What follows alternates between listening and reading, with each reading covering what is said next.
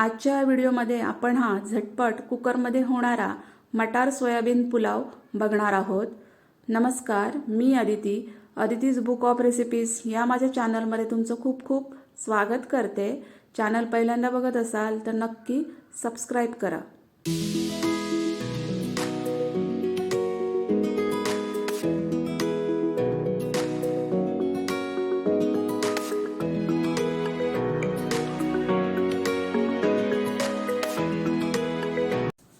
याच्यासाठी आपल्याला एक पेस्ट करून घ्यायची आहे। त्यासाठी मिक्सरमध्ये मी ह्या 10-12 लसणाच्या पाकळ्या घेतलेल्या आहेत, 10-12 छोटे आल्याचे तुकडे घेतलेले आहेत, 2 मिरच्या घेतलेल्या आहेत, ह्या तिखट आहेत, आणि एक थोडी कोथिंबीर घेतलेली आहे। आता याच्यात थोडं पाणी घालून मी याची एक छानशी पेस्ट करून घेणार आहे। हे बघा, मस्त अशी पेस्ट तयार झालेली आहे। आता कुकरमध्ये मी 2 मोठे चमचे तेल गरम करून घेतलेला आहे। याच्यामध्ये मी 1 चमचा जिरं घातलेला आहे, 4 छोटे दालचिनीचे तुकडे घातलेले आहेत, 10 मिरी घातलेले आहेत, 4 तेजपत्त्याची पानं घातलेली आहेत,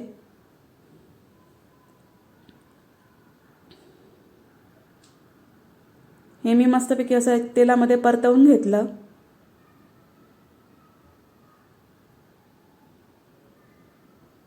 आता याच्यामध्ये मी 1 वाटी सोललेला मटार घातलेला आहे,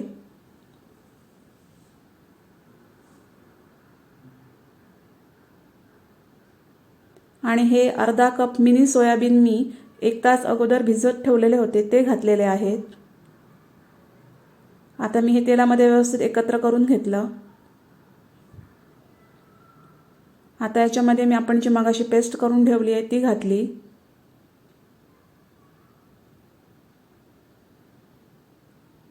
आणि हे एकत्र परतवून घेतलं।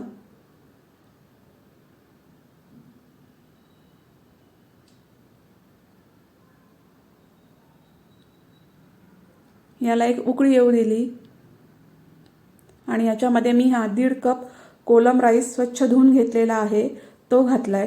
तुम्ही इथं बासमती राईस सुद्धा वापरू शकता।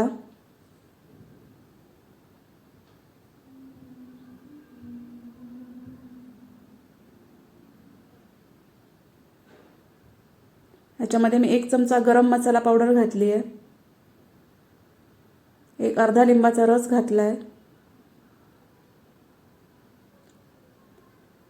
आणि 2 चमचे मीठ घातलंय। हे व्यवस्थित एकत्र करून घेतलंय मी।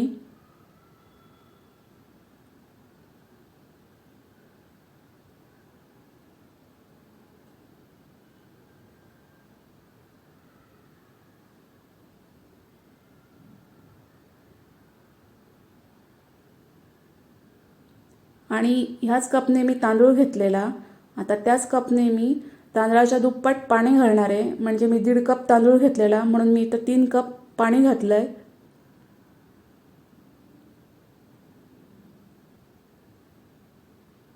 आणि हे व्यवस्थित एकत्र करून घेतलंय।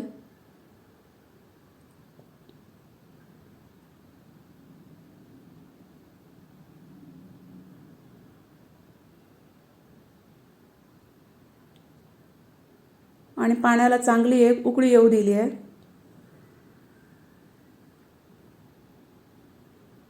आणि कुकरचं झाकण लावून एक मीडियम फ्लेमवर मी याला 3 शिट्ट्या दिलेल्या आहेत।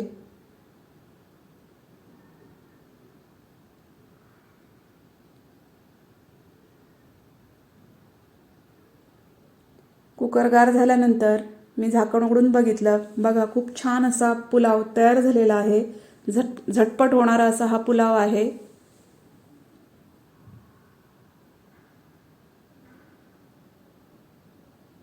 तुम्ही पण ही रेसिपी नक्की एकदा ट्राय करून बघा।